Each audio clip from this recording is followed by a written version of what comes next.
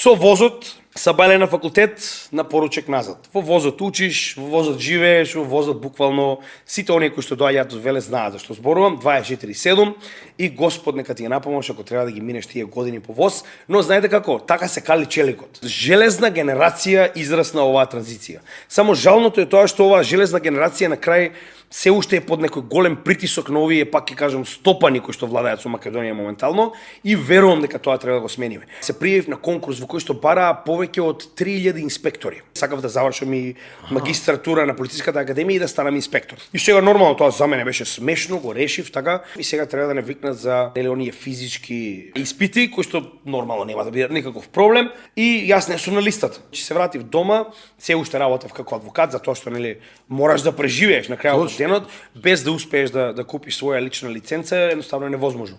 И оставив актовката и спомнав на мојата мајка и реков вака: актовката ќе стои овдека во овој ќош и кога и да се вратам дома, тука ќе стои да ја гледам за да знам зошто сум се откажал.